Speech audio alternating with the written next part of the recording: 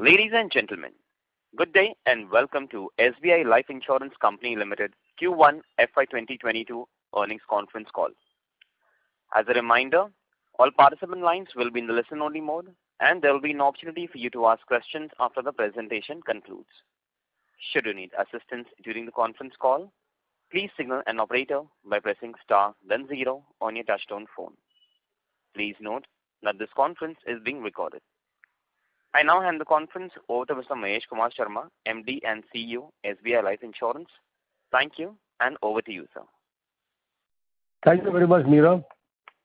Good evening, everyone, and we heartily welcome you all to the results update call of SBI Life Insurance for the quarter ended June 30, 2021. Hope you are all taking due care of yourself and your family members. Along with me on this call, I have Sangramjit Sarangi, President and CFO, Anand Pejawar, President Operations IT and IB, Abhijit Gulanikar, President Business Strategy, Subhendu Bal, Chief Actuary and CRO, Pritesh Chaubey, Appointed Actuary, and Smita Verma, SVP Finance and Investor Relations. Update on our financial results can be accessed on our website as well as on the websites of both the stock exchanges. Before I brief you all on performance highlights, let me acknowledge the efforts taken by all our employees, distribution partners, and business associates who have worked tirelessly to provide continuous support to our customers. Thanks to their efforts, we have delivered a satisfying performance in these unprecedented conditions. Now, let me give you some key highlights for the first quarter FY22. Individual new business premium stands at 18.4 billion, a growth of 37%. Renewal premium stands at 50.3 billion, a growth of 10%. Gross written premium stands at 83.8 billion. Individual protection new business premium grew by 75% over the quarter ended June 30, 2020 to 1.3 billion. Annuity business witnessed 26% growth and stands at 6.5 billion. Profit after tax stands at 2.2 billion. On actual tax rate basis, value of new business is 3.4 billion, registering a strong growth of 45% over the quarter ended 30th June 2020, and value of new business margin is at 21.2% with an improvement of 250 basis points. Assets under management grew by 32% to 2.3 trillion. We will update you on each of these elements in details. Let me start with premium. Individual business has always been a focus area for the company. Individual new business premium has grown to 18.4 billion, a growth of 37%. Single premium contribution is 27% of the individual new business premium. Individual rated new business premium stands at 13.9 billion, leading to a private market leadership with share of 18.9%. We collected new business premium of 33.4 billion and private market share of 19.5%. Group new business premium stands at 15.1 billion. Credit life business has grown by 56% and stands at 2.4 billion. Fund management business is at 7.9 billion. The renewal premium grew by 10% to 50.3 billion, which accounts for 60% of the gross written premium. Our gross written premium stands at 83.8 billion, a growth of 10%. Total APE stands at 16.2 billion, registering a growth of 27%. Out of this, individual APE stands at 13.9 billion, a growth of 36%. During the period, total 2.6 lakh individual policies were issued and it registered a growth of 35%. Let me give you details about the product mix. Individual protection is at 1.3 billion, registering a growth of 75%. Group protection stands at 3 billion. On APE basis, protection contributes 13% of new business and has registered a growth of 37%. Annuity business is at 6.5 billion, a growth of 26% and contributes 90% of new business premium. Individual ULIP business is at 12.4 billion, which constitutes 68% of individual new business premium and has shown a growth of 59%. Guaranteed non-par savings product is contributing 6% of individual new business. So something about our distribution partners. Bancassurance business marks a share of 58% and grew by 30% in individual new business premium. Individual APE stands at 8.7 billion, a growth of 34%. Instant protection policy issuance through YONO app of SBI has covered more than 51,000 lives. Agency, another strong channel, registered growth of 36% and contributes 32% in individual business premium. Individual APE stands at 4.6 billion, a growth of 36%. During the quarter, other channels, direct, corporate agents, brokers, online and web aggregators grew by 132% in terms of individual new business premium and 79% in individual APE. Protection new business premium through other channels registered a growth of 7%. New partnerships like Indian Bank, UCO Bank, South Indian Bank, Yes Bank registered growth of 86%. We are confident that all these partnerships will start contributing significantly in the coming period. On update on profitability, during the quarter, COVID claims net of reinsurance paid as well as outstanding stands at 5.7 billion, covering various lines of businesses. The company has made additional reserve amounting to 4.4 billion for COVID-19 pandemic over and above policy liabilities. Our mortality assumptions are well within our estimates.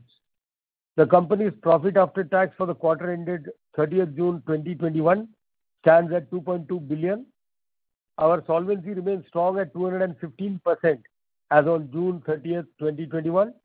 As mentioned in my opening remarks, value of new business is 3.4 billion on actual tax rate basis, a growth of 45%, and on effective tax rate basis, it is 3.9 billion, a growth of 52%. VONB margin is at 21.2% on actual tax rate basis, an improvement of 250 basis points, and on effective tax rate basis stands at 24.1%, an improvement of 400 basis points. Coming to operational efficiency, cost efficiencies continue to be maintained with total cost ratio at 10.5% and OPEX ratio of 7.2% for the quarter ended June 30th, 2021. Our 13th month persistency ratio has improved to 88.4% as compared to corresponding previous quarter. On regular premium basis, 13th month persistency stands at 85.9% versus 82.6% in the corresponding previous quarter. As mentioned in my opening remarks, AUM having crossed 2.3 trillion on 30th June 2021 has a growth of 32% as compared to June 30, 2020. The company continues efficient use of technology for simplification of processes, with 99% of individual proposals being submitted digitally. 45% of individual proposals are processed through automated underwriting. Customer satisfaction is a key focus area. Our grievances with respect to unfair trade practices stands at 0.08%, one of the lowest in the industry. Our rapid adoption of online capabilities paved an increase in business activity. Automation and digitalization have significantly enhanced customer experience and uninterrupted services during the times of the pandemic. To summarize, we will continue to focus on protection and other lines of profitable business. Efforts are on to enhance our vibrant distribution network to penetrate our reach. We will continue to maintain sustainable and consistent product mix, improve customer satisfaction, and provide value to all our stakeholders. Thank you very much, and we are now happy to take any questions that you may have. Thank you very much. We will now begin the question and answer session. Anyone who wishes to ask a question may press star and one on their touchtone telephone. If you wish to remove yourself from the question queue, you may press star and two. Participants are requested to use handsets while asking a question. Ladies and gentlemen, we will wait for a moment while the question queue assembles. Participants, you may press star and one to ask a question.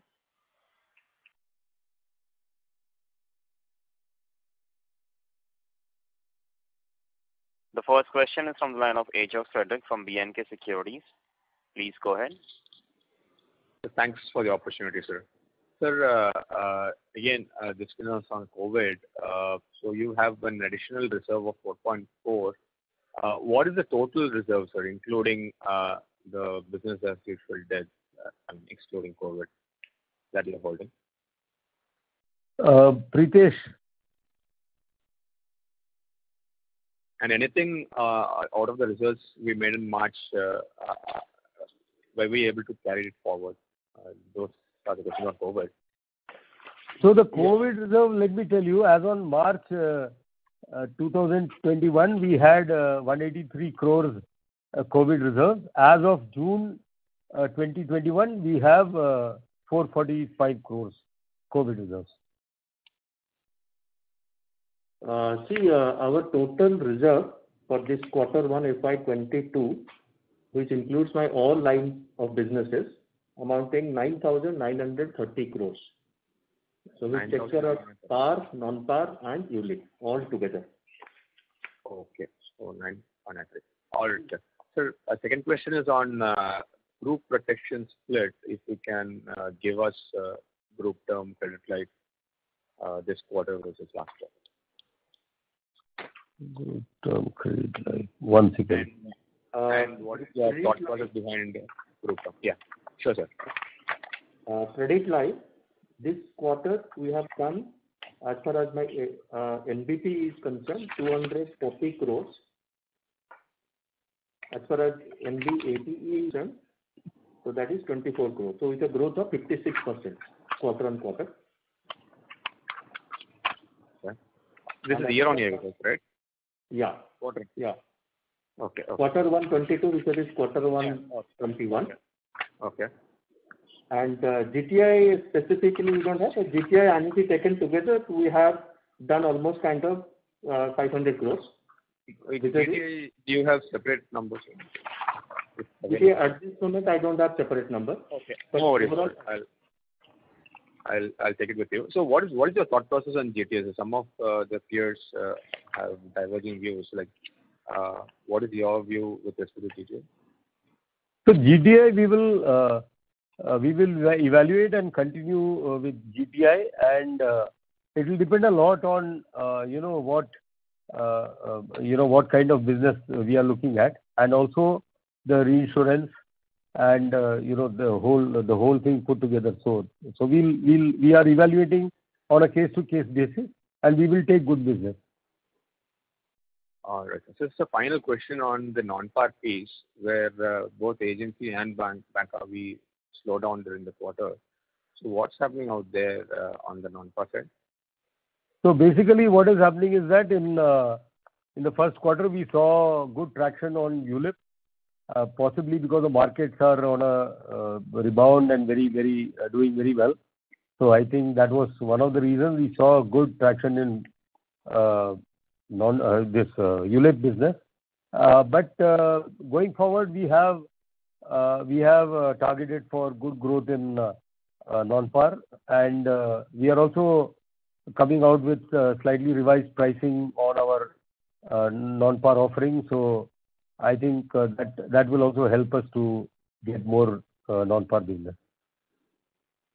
All right, sir. Sir, I'll join back in the queue. Thank you for your answers. Yeah, thanks. Thank you very much. Thank you. The next question is from the line of Madhukar Ladda from Elara Capital. Please go ahead. Good afternoon, sir. Thank you for taking my question. First, on this COVID, provisions and reserves. So, what is the closing outstanding provision at the end of 1Q? Yeah, so that is 445 crores. Okay, so in the beginning of the year, we had 180 crores approximately. So 183 crores.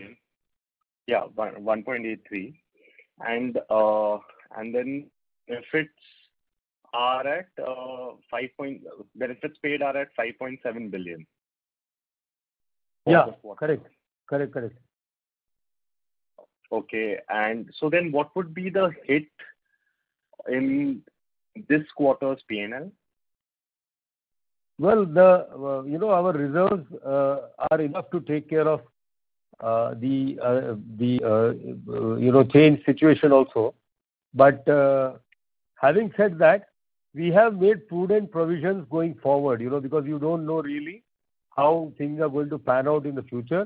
Our hope is that with the vaccination rollout and almost 24% people already being vaccinated and the numbers coming down, we are hopeful that this will tide over.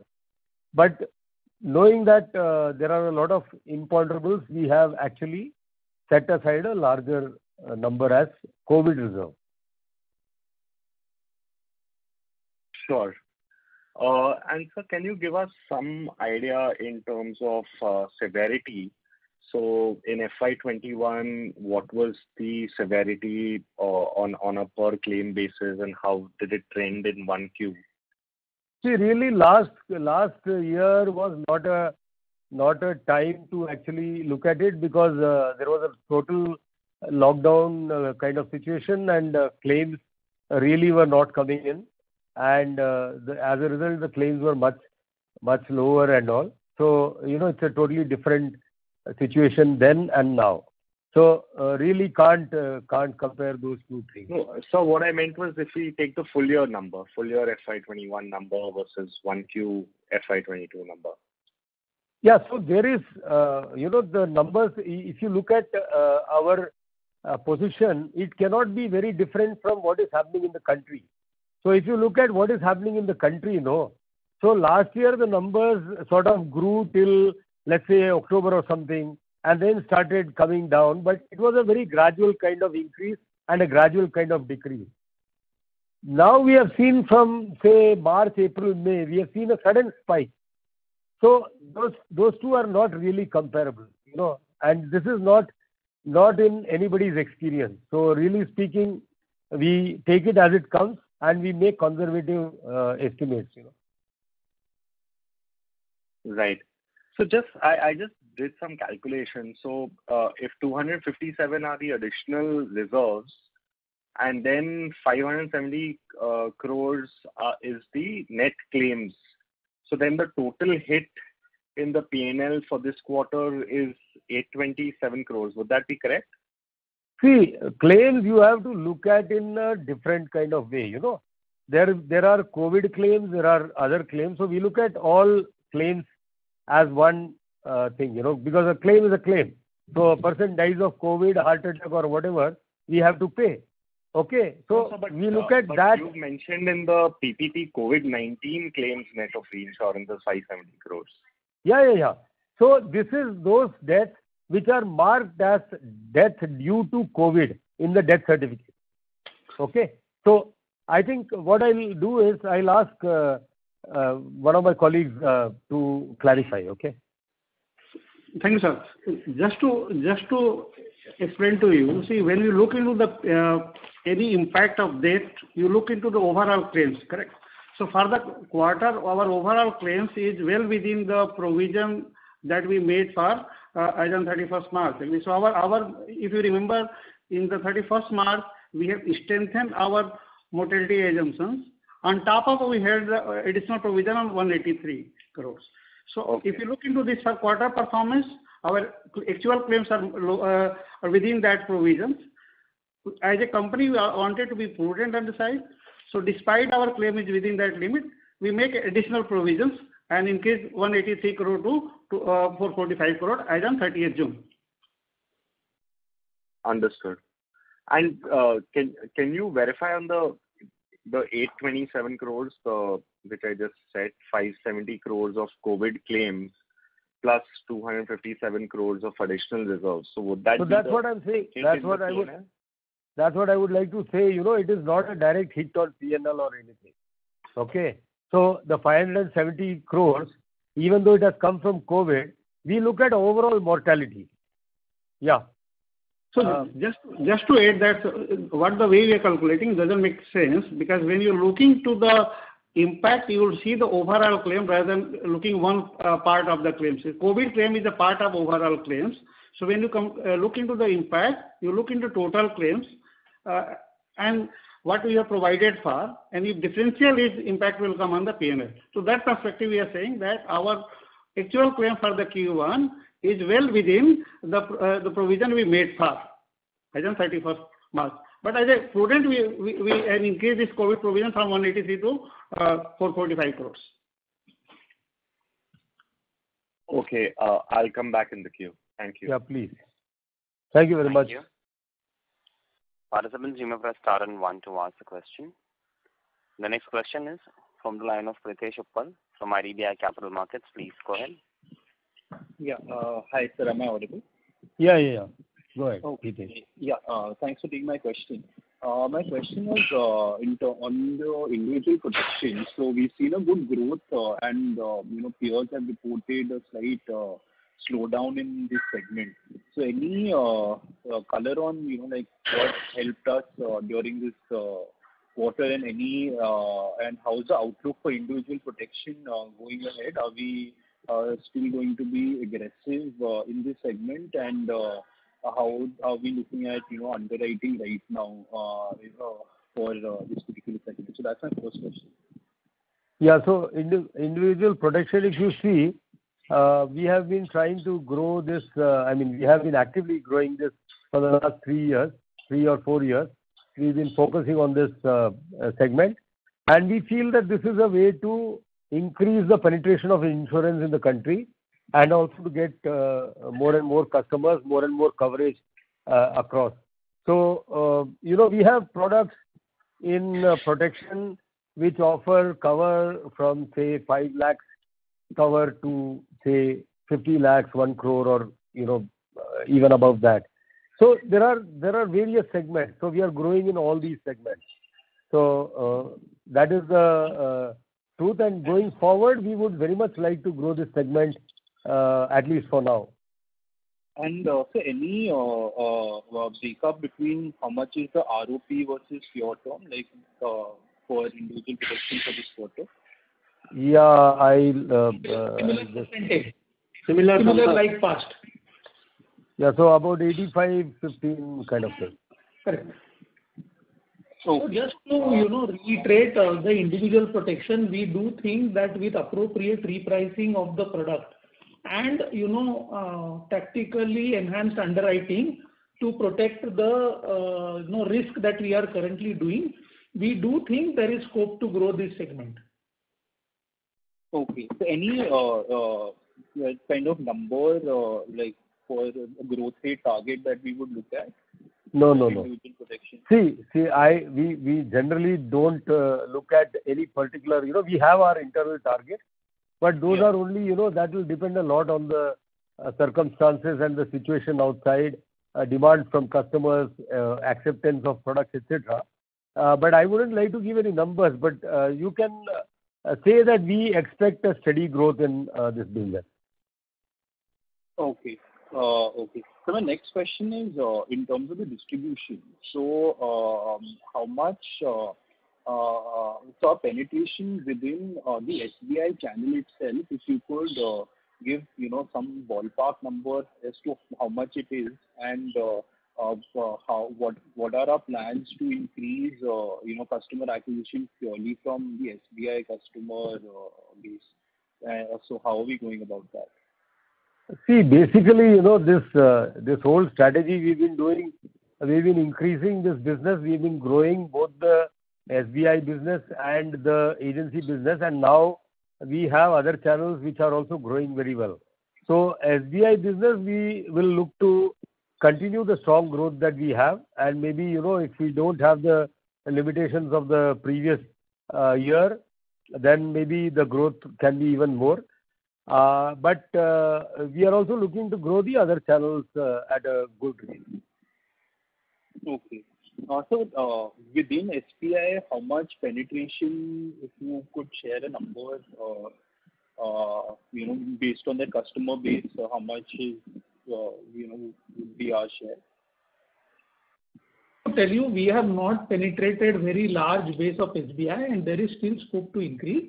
So what we do track is what is the penetration base for customers below age 55, what percentage of saving account we have penetrated. And similarly for pension product, we track for people above 50 also what we have penetrated. And we will actively try to increase that penetration from current levels. The public figure that we do disclose is per branch productivity, and that per branch productivity from 34 lakhs will go up substantially in the current year. Okay, fair enough. Thank you. I'll rejoin in the queue. Thank you. Yeah, thank you. Thank you. Next question is from the line of Jayant Kharote from Credit Suisse. Please go ahead. Yeah, Jayant. Am I audible? Yeah. Jayant, go ahead. Yeah. So actually, I wanted to know what is the number for our IBNR reserve as of March and as of June? Sorry, can you repeat the question? The IBNR reserve number incurred but not received claims. See, IBNR is a part of our actuarial liability, and we generally don't call out what is our IBNR or not, because actuarial is a part of actuarial liability, and we hold up that. And it's a significant amount, reflecting your number of claims reported, the delay pattern, and other parts. Okay. Sir, on the protection side, Jayant, sorry to interrupt you. May I request you to talk over the handset? Yeah. Hello, am I audible? Yes, sir. Go ahead. Yeah, actually, secondly, on the reinsurance side, have you had any communication with the reinsurers on the rates? And what is your outlook on premiums? If some of the peers are indicating that the rates might go through another round of hike. So what is your communication? Reinsurers, we keep talking to them, for each product, for each new launch, for each thing we have a meeting with the reinsurers. So we keep talking to the reinsurers. So there is nothing new to be talking, on a daily basis. We are following up with them for various things.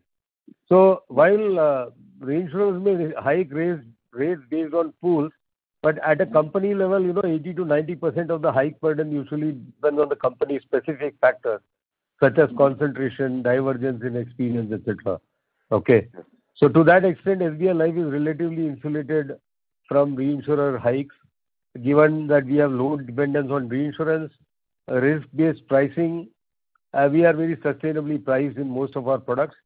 And then different protection products, like I said, I already told you that we have different protection products with different sums assured.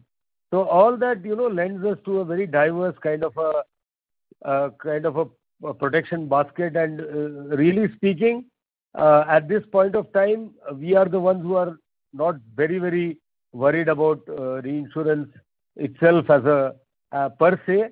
But then if it affects the industry, it also affects us to some extent. But we are relatively protected. Okay. And sir, this only following up, some of the peers have also hinted that they will be tightening the standards when it comes to writing for protection. So see, we never loosened our standards, So Yeah. There is no question of tightening. All those people who probably tried to cut prices, tried to gain market share by unethical practices of wrongly pricing, of increasing penetration increasing protection business by undercutting, and also, by taking very optimistic assumptions on mortality, etc. They are having to look at all these things. So, all those people who loosen their standards will have to tighten it. We are very, very sustainable. We are very boring as a company in that matter.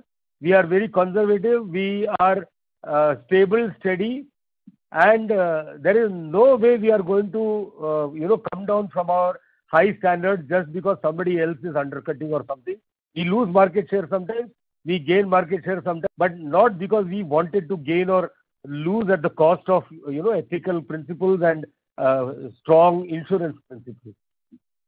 Thank you, sir. Just slightly, has your mortality experience or mortality testing for that matter, has that undergone change after onboarding protection business in last 2 years? And this question over. In March, we did change our mortality assumptions. So March, we have changed our mortality assumptions. And like Pritesh has already told you, that those were enough to take care of our claims for the quarter. No, sir, actually, I was referring to pre-COVID, that is FY20, March 20. So every year we change our assumptions looking at the circumstances. And COVID itself is one of the factors because of pandemic or some sudden catastrophe cannot be the reason for changing assumptions, mortality assumptions going forward. It has to have a more stable basis. So this will be one of the factors which has been taken into account, but definitely not based only on that. Pritesh, would you like to add something on this? Thank you, sir. Just to what sir has mentioned, that each year as a part of our annual exercise, we revisit our assumptions. We consider our past experience. We also look into our emerging trend, and accordingly we set our long-term mortality assumption. So if you remember in the March, despite our actual claim were well within our expected assumption, that is what we set in March 20. Despite that, as a company wanted to adopt a prudent approach, and hence we went back and we revised our mortality assumption upward as on 31st March 2021. So, and we continue, but if you exclude the COVID, we don't see any adverse impact or worsening trend in our claim experience. It's very stable, and in fact, we see the early sign of improvement on that side, if you exclude the COVID. Great. Thank you very much, sir. Yeah, welcome. Thanks for the call. Thank you. The next question is from the line of Shyam Srinivasan from Goldman Sachs. Please go ahead. Yeah, thank you for taking my question, and good evening to all the participants. Good evening, Shyam. Sir, first question on the persistency, especially on the linked book. Just notice the surrender ratio that you put on slide 11 has gone up in Q1. Why if you look at it? So just want to understand how the ULIP book is behaving. Are you seeing more surrenders now that markets have started rallying? How should one look at the overall persistency for your renewal book? The persistency will go up. We are making efforts to improve our persistency. And persistency, as you know, is a factor of right selling and also on follow-up on renewal. So that is happening already.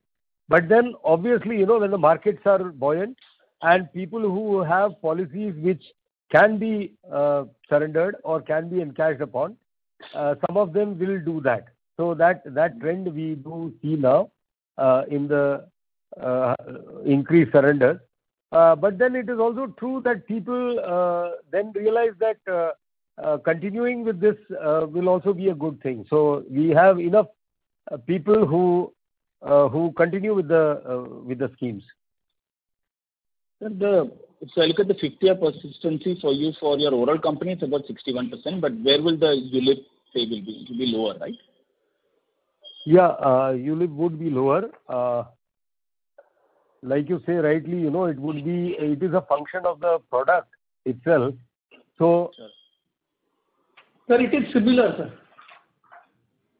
ULIP for persistency is good persistency. It is very close to company average, in fact, marginally better than company average. So it seems to be contrary to some of the peers. So what are we doing different just in terms of keeping policies even beyond the 5th year? There are two things. The differentiator between us and the industry is that first is our ticket size.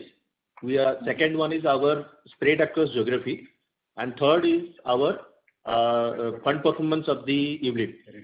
And the strategy which we have been following consistently about retention of the policyholders renewal, that has been working very well for us. And that is what we have seen for last 5 years. We have been consistently performing as far as our persistency is concerned, and specifically for ULIP, which in fact, in case of any eventualities in the market or in the economy, it has been consistent. Got it, sir. Very helpful. Second question is on, you mentioned in the start that non-par, you have done some revised pricing. So can you just walk us through how that is going to help the non-par growth for the remainder of the year? See, the whole idea is that non-par we keep repricing, because it depends on the market circumstances. So when we see that there could be a hardening of yields, then we take a look at that, because that is what the market expects, a higher return. So non-par we would keep aligning it with the realities. Sure. So does it make it a less profitable kind of business, given that while you talked about repricing not being there from a reinsurance perspective, how should one look at even the non-par product? No, we have never actually, what I would like to say is that this non-par product, the pricing is always sustainable. Like I said, it is not with an intention to grab market share or anything. So we will do business only which is profitable to the company and which is beneficial to the customer. So that is the true fact, and this will have sufficient margin for the company after the change also. So just to add what sir is saying, that as a company we follow very active pricing mechanism where we keep particularly for this guaranteed products, be it the annuity, be it the savings, and we align our pricing along with the interest rates. So the moment we are saying that we are repricing this product, we reprice, this is reflecting the upward yield. So you see there is a increase in yield. So we want to pass on to the benefit to the customer. At the same time, we wanted to enhance or protect our margin. So there is no question of compromising, repricing on account of compromising margin. So we'll continue do this activity regularly, and we'll ensure that our margin gets protected, if not enhanced. Got it, sir. I missed the data point that was mentioned in the start about guaranteed as a percentage of the book. There was some data point that was given. Can you help? Correct. So non-par book is at the moment 7%, and balance sheet value will be significantly less because that book has started much later than our other book. So it is only 3% in individual business, non-par savings. Got it, sir. Thank you. Last data point, COVID claims net of reinsurance is 5.7 billion. What was the gross amount? And what is, has the retention ratio relative to the past, has it changed? Sorry, can you please repeat? Sir, the COVID claims net of reinsurance was 570 crores. So I just want to know what the gross and has the retention respective to reinsurance, has it changed? Correct. So it is the overall COVID gross claim was 713 crores. Yeah. And net of was 572 crores. Got it. So if I just do the ratio, it seems to be we are north of 70% looks like, right? Has that changed over time was the question I had.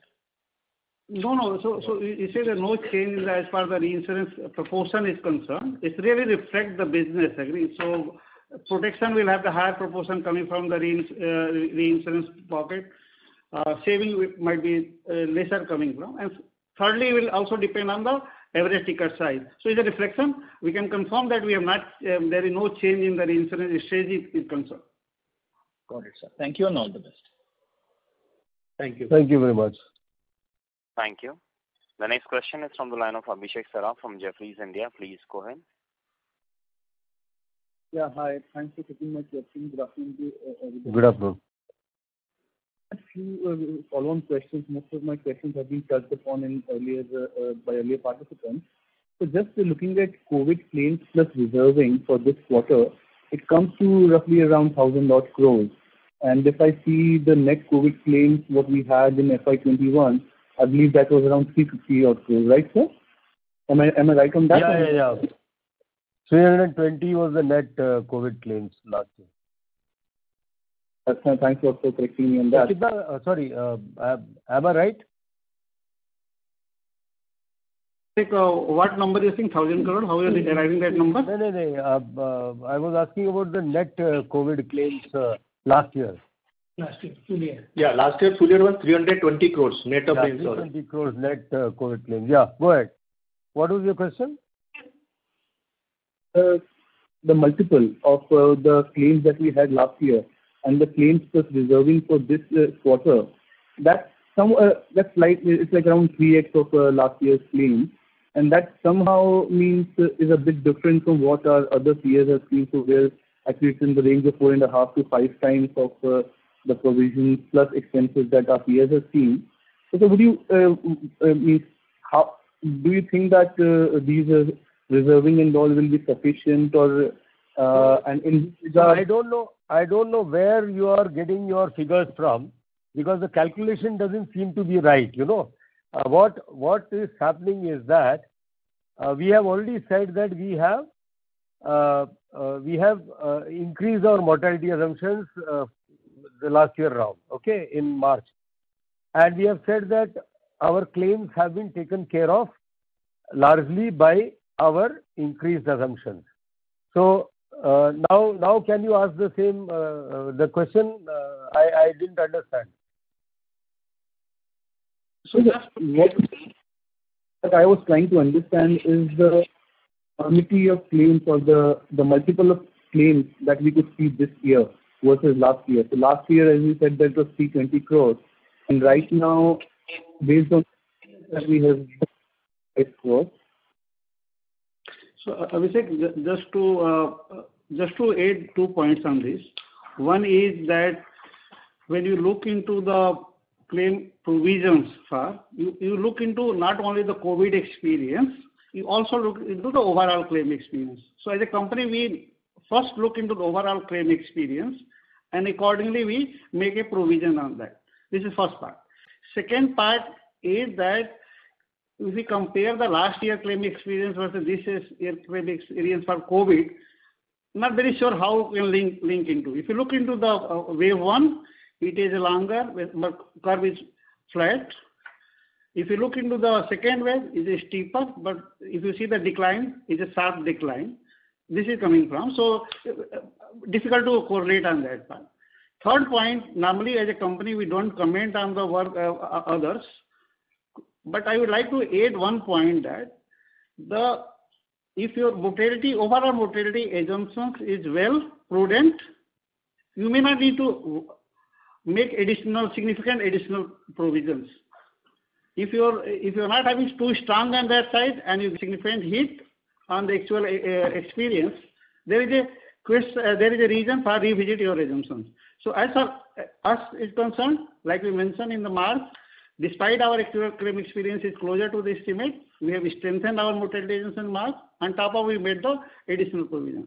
If you look at the Q1, our actual claim total, including COVID claims, are well within the provision we made for the claims. Despite we are not very sure how the COVID will behave, but we normally wanted to take a prudent approach. We have increased the provision from 183 crore to 445 crores. So this is submission we wanted to make to you. Just one follow-up on this small one. So this 445 crores will be mostly IBNR, or you have also provided for something which has not yet put it and could materialize in future as well? Abhishek, this is not totally IBNR. See, IBNR always be the part of our actuarial liability. That is significant amount we keep on overall claim notification basis, so that's IBNR. And then you have to make provision for the future. So this is the provision, additional provision we are making on top of our actual provision we made on the dates for the. Okay. Okay.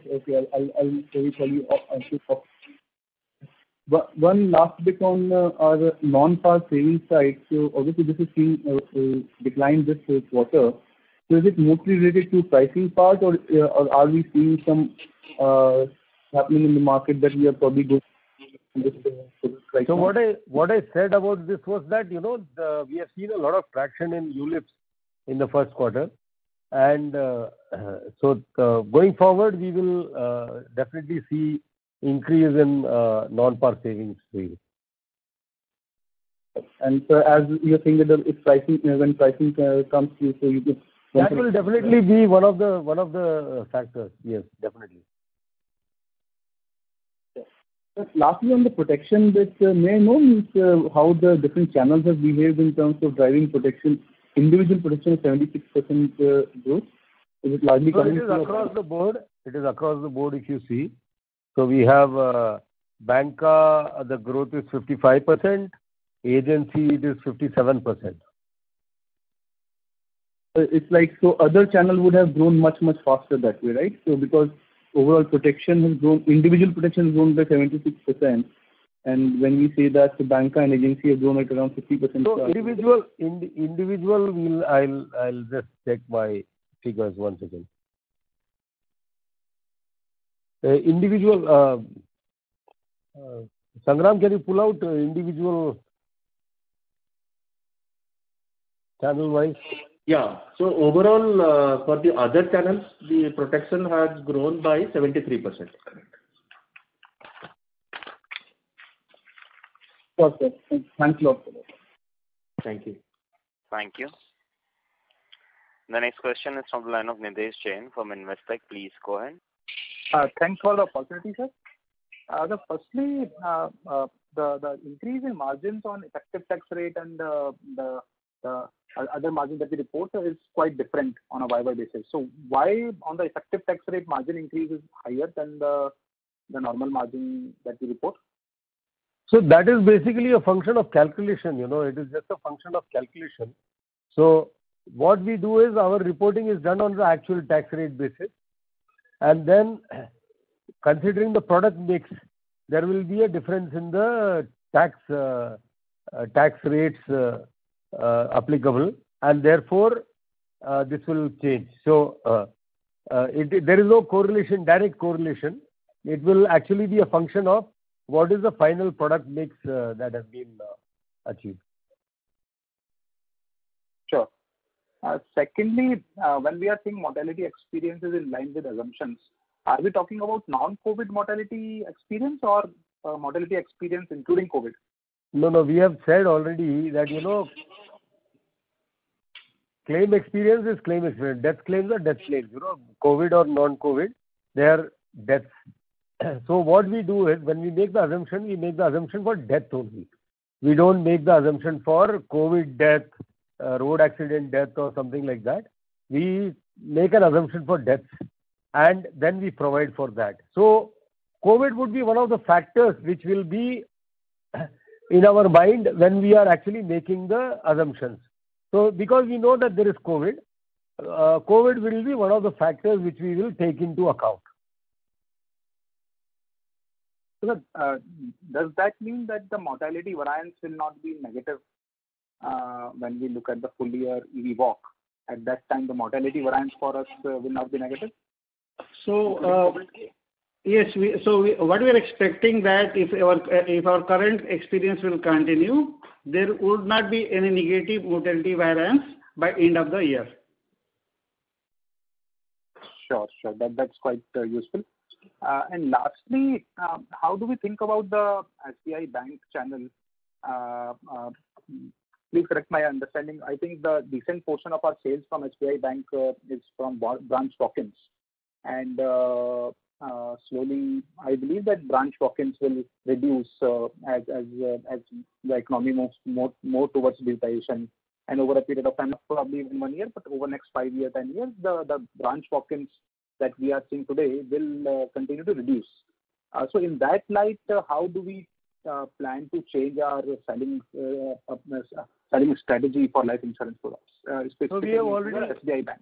We have already been doing that, and if you see last year when there was this pandemic and it was there was hardly any walk-in, and we have and the number of walk-ins throughout the year was much lesser than what was there earlier. We have still managed a net growth in business.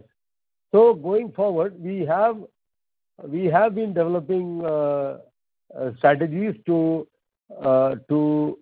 market to customers, to have contact with customers, have relations programs with customers over various online means, and we have been doing very successfully. So we don't think that we see a challenge out there. It is a great opportunity. We will probably be able to get more people when now that we are targeting people who are not walking in. So it would mean a lot of growth. Sure. And in terms of penetration, we have reached almost all the viable branches that we plan to reach, or there is more scope to... There is always scope. So, the number of people selling, the number of customers sold to, the number of branches from which we are selling. So Now, activation last year end was around 85% of the branches had sold policies, approximately. Please correct me if I'm wrong. And so the idea is to get to 100%. So we want to come to a status where all the branches are selling policies to their customers and ideally to all their eligible customers. But that will take some time. So we see some growth going forward, a lot of growth over a number of years. Sure. And can you share the quantum of premium that we originated from YONO channel last year? Quantum of premium, yeah, we have that. Once again. On AP terms or NBP terms, whichever. Yeah, we'll just give it to you.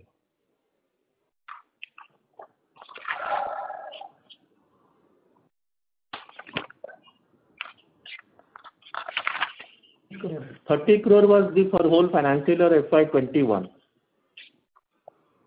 Is it for NBP or AP? NBP. Okay, sir. Thank you. That's it for my side. Thank you very much. A request to all the participants, please restrict to one question per participant. If time permits, please come back in the question queue for a follow-up question. The next question is from the line of Manish Shukla from Citigroup. Please go ahead. Good evening and thank you for the opportunity. What was the total death claim in the first quarter? Total death claims?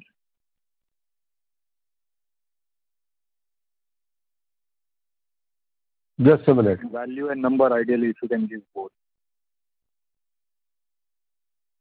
So total number of claims were 28,000.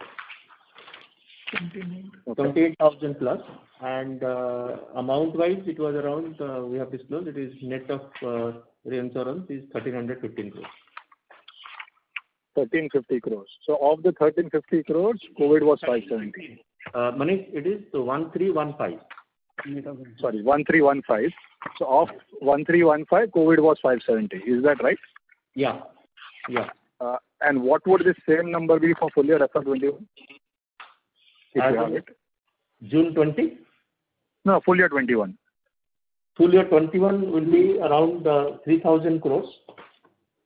A death claim. Death claims, okay. Yeah. And number of claims would be? Around 68,130. Okay, right. Thank you. That's very clear. The other question which I had is on the incremental individual protection that you are selling. How does the mix fare between metro and non-metro, or let's say tier 1 and non-tier 1? Approximate split, if you can give us. No, so it's spread well across the country. So say roughly about 50-55% coming from tier 1 cities and metros, and the remaining coming from other places in India. And Abhijit, how would this have changed over the last 2 or 3 years in terms of mix? No, there has not been significant change in that. It's roughly similar proportion. So okay, thank you. Okay. Last question really, what is the average for ULIP and non-par savings of individual business? How do the two compare? I mean, if you don't want to give absolute, I mean, how do the two compare? So average ticket size for ULIP is around 1 lakh, touching 1 lakh. And for non-par, it's around 50 to 60,000. Okay. Now, because one of the potential reasons. I'll request to come back in the question queue for a follow-up question. Participants are requested to restrict to one question per participant. The next question is from the line of Nischint Chawathe from Kotak Securities. Please go ahead. Yeah, thanks. Just continuing from the previous conversation, what you said was that in this quarter the total gross claim was around 1,315 crores, and the total number of cases were around 8,956. Last year, for the full year, you had 3,000. No. 28,000. Total number of claims were 28,756. Amounting 1,315 crores net of reinsurance. Okay, got it. Thanks. That's it from my side. Thank you. Thank you. The next question is from line of Seknath Goda from Spark Capital Advisors. Please go ahead. Yeah, thanks for the opportunity. Sir, my question is on the claims again with respect to COVID. So if you are saying that 570 crores what we have paid in with respect to COVID is already part of your conservative mortality assumption, then the hit on the EV walk should be the difference between 445 and 183 crores on the EV walk. So gross of tax it is 262 crores and net of tax it should be closer to 229 crores. That's the way I should be looking at the kind of mortality tightening assumption, because 570 is already part of your mortality assumption. Is my understanding right, sir? I think difficult to comment on that part. I think what I can say that when you look into the overall claims, agree. So expected claims based on the assumption that we set on 31st March 2021, and against that there is total claims. So this COVID claim 570 crore net of the reinsurance is a part of that, agree. So once you look into the overall expected claim to the actual total claim, the delta, if that will be negative, then we'll have the impact on the operating variance on the mortality. So precisely, that is the question, that 570 crores is any negative deviation you have what you expected in first quarter and you had a negative deviation significantly away from, because you paid additional claims of 570 crores COVID. So the deviation is positive or delta from what you have assumed for the quarter. No. So what we are saying that for the quarter, if you consider the total claims, including the COVID, is well within the expected that we expected for the quarter. So then it is simple to assume that any additional provisions which you have made is likely because that is over and above what you have assumed. So is the likely hit on the EV, right, then, sir? Yes, that will have impact on this. Yes, that will have the impact. Okay, sir, perfect. And just wanted to understand this 442 crores of provisioning what is sitting on the balance sheet, or 445 crores. Does it provide only for the claims which are reported, which have already happened in the quarter one, or you have even provided for likely claims coming in subsequent quarters, either for the third wave or any other claims which are going to come in next 3 and 9 months of COVID? No, this is the additional claims toward the COVID, and I mentioned earlier as well, IBNR that you are referring to, that has not been intimated, is a part of our actuarial liability, and that we always keep. And when we set the IBNR, we look into the overall claims. So this provision is on top of the overall claim that we're holding. Got it. Understood, sir. So finally, on just again on harping on the non-par business part.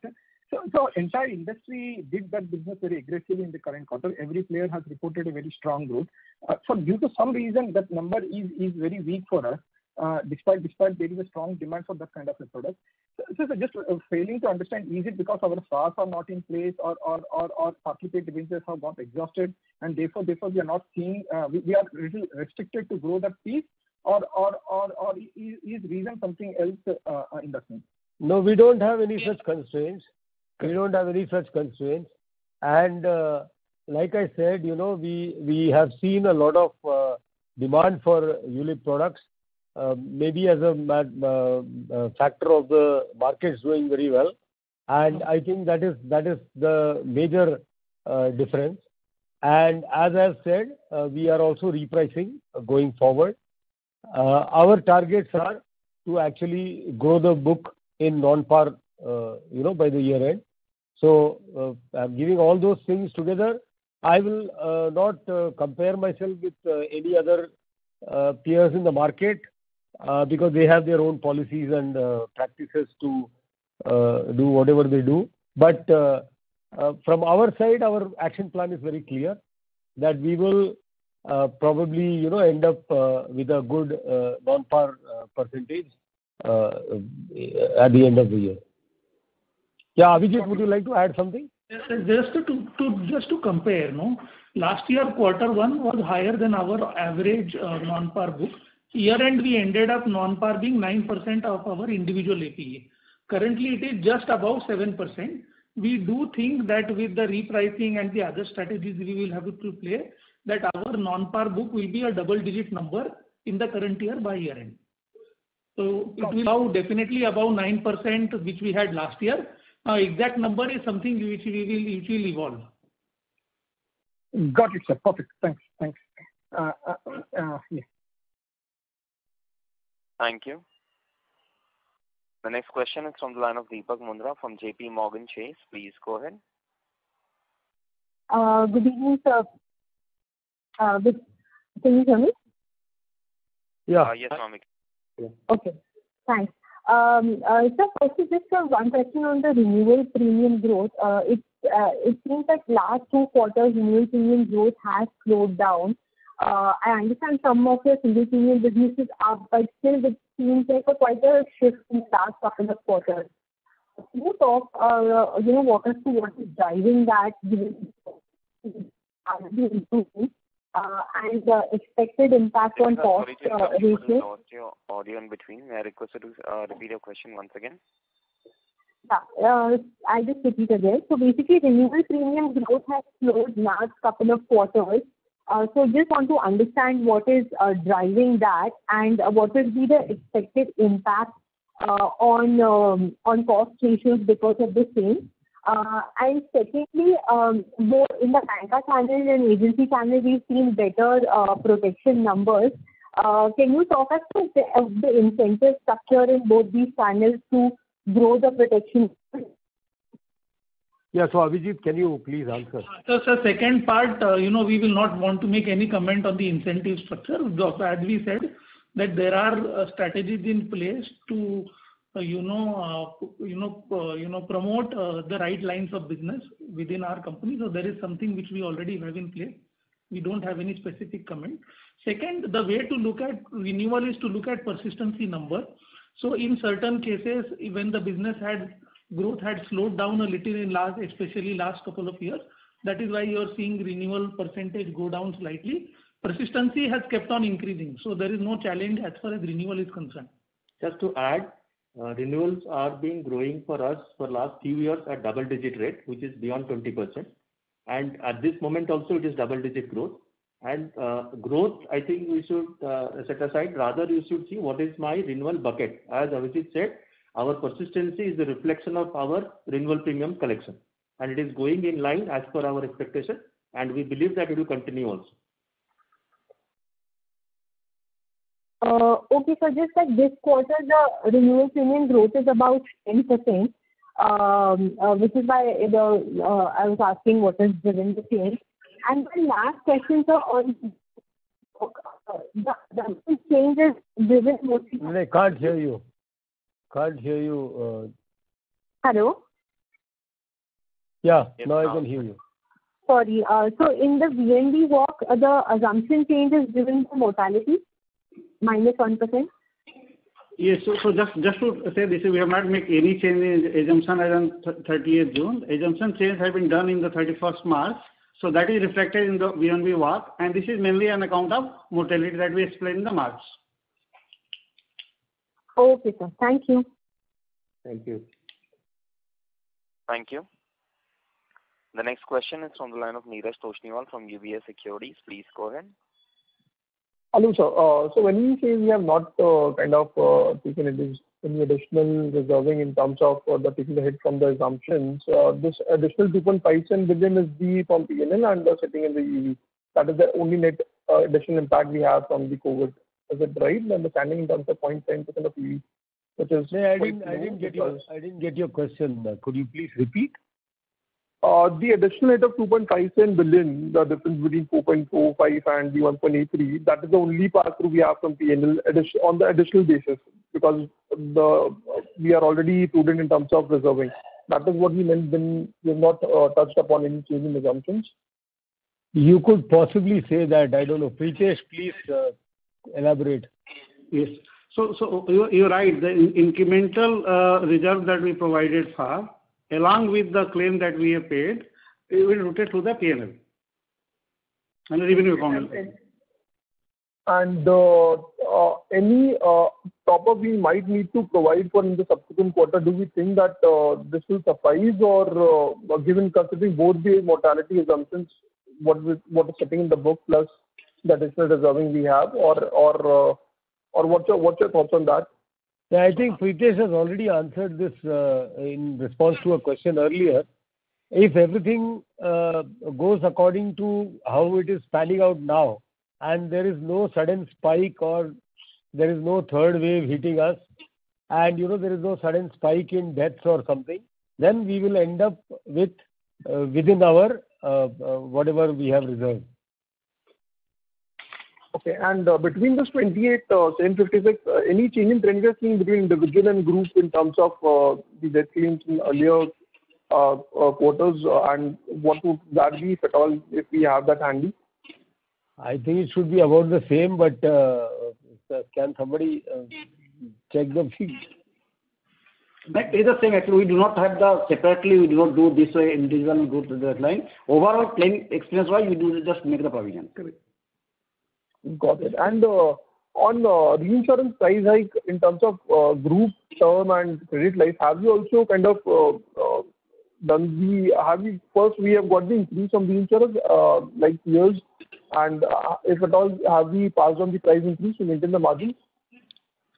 So if you see that as of now, our reinsurance is what we had. So March we get some hike in the individual side that we accounted in the March thing. So individual side we don't see any challenge on the reinsurance side.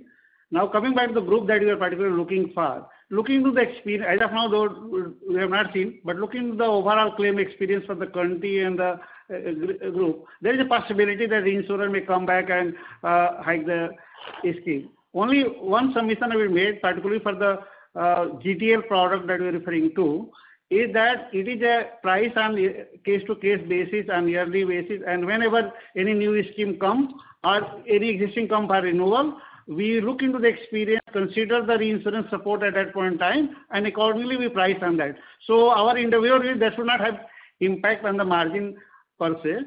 So because we account appropriately we price, we go to the customer will like, and we'll do. Like our MD sir already mentioned that we wanted to do a profitable business without compromising any of the standard. So we don't. Credit life is a long term.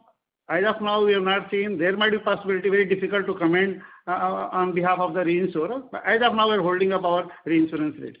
And as sir has mentioned, that our average ticket size is lower than the market as compared to the other peers.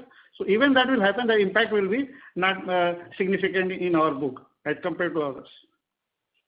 Got it. This is helpful. Thank you. This is so much. Thanks. Thank you. The next question is from the line of Shashank Bindra from Reliance Nippon Life. Please go ahead. Hi, sir. So you mentioned that your net claims for the quarter 1315 crores. Can you please state the number of gross claims? One second. 1576, 1576 crores. Yeah. Okay. And what's the embedded value for June? We don't calculate the embedded value in June. We calculate the embedded value only in March. Okay. Thanks, sir. Thank you. The next question is from the line of Prateek Poddar from Nippon India Mutual Fund. Please go ahead. Yeah. Yeah, hi sir. So just one small clarification. This 440 crores is for wave 3, 4, 5, if at all they happen. Is that a fair understanding? So see, I don't think there is any question about all these assumptions of various waves and all. What happens is because we saw this pandemic. Before this pandemic, we didn't have a significant pandemic reserve. We used to have some small amount as a reserve. And this last year was the first time that we actually saw there was this pandemic and we had to make these additional reserves. Now, these additional reserves are a matter of abundant prudence, abundant prudence, and it really is more psychological than anything else, because when you ask me whether I pay it out of reserve, either pay it out of my profit or I pay it out of anything, it is all the same. The net result is the same. But what we do is, because we are reserving and because we are in an uncertain situation, we are making an extra reserve, additional reserve. And that is only for surprises. So that surprise can be in the form of the third wave, fourth wave, fifth wave, whatever you want to call it. So it can be any of those things. But really speaking, we can't predict the waves or anything. Because the COVID epidemic is still playing out, we have made this prudent reserve. Great. So this is for surprises. Thanks. Thank you. Thanks. Thank you. The next question is from the line of Manish Shukla from Citigroup. Please go ahead. Yeah, thank you for giving me the opportunity again. So the question which I was trying to ask earlier is how do the ticket sizes for ULIP and non-par savings for individual business compare? Yeah, about 1,00,000 and 60,000 is what I think Sangram said. Sangram, go ahead. Yeah. So Manish, specific for ULIP and this non-par Platina, it is kind of similar number, around 116 to 120,000. Oh, okay. So okay. No, because I was going back to the point of interchangeability of the two. So is the customer segment who is buying the two products largely same? Because I would have thought that a ULIP customer would have slightly more risk appetite because there is some equity component, whereas non-par customer would want a short return. So interchangeability of the product for the customer is something which I was trying to understand. So the same customers, they will change. I mean, like for example, when they look at the pandemic kind of situation, the customers' appetite can also change. Abhijit, would you like to add on this? So, it's part of broadly it is affluent customer, but now we also have a POS non-par product, which we will start pushing from this quarter. So you would see, ticket sizes as a portfolio may come down. Because there is a current product where minimum ticket size for both ULIP and non-par is roughly 50,000. And going forward, will have a product where minimum ticket size is 12,000 for non-par. So you might see some change there. But current portfolio is individual customers' risk appetite or part of the portfolio in his overall portfolio. Okay, got it. Customer segment. Right. So then incrementally, when after adjusting the repricing of the non-par product, and the new pricing that you're coming, this would go down. How does the profitability per se for you of the non-par product? I mean, in terms of VNB margin. So profitable margin will be intact. Our objective is to, because yield has gone up, we wanted to pass on the benefit to customer, and that will give a better value in terms of the absolute VNB. And we will ensure that our margin will get intact, if not enhanced. Okay. Thank you. That was my question. Thank you. Thank you, Manish. Thank you. The next question is from the line of Mitesh Goyal from Ambit Capital. Please go ahead.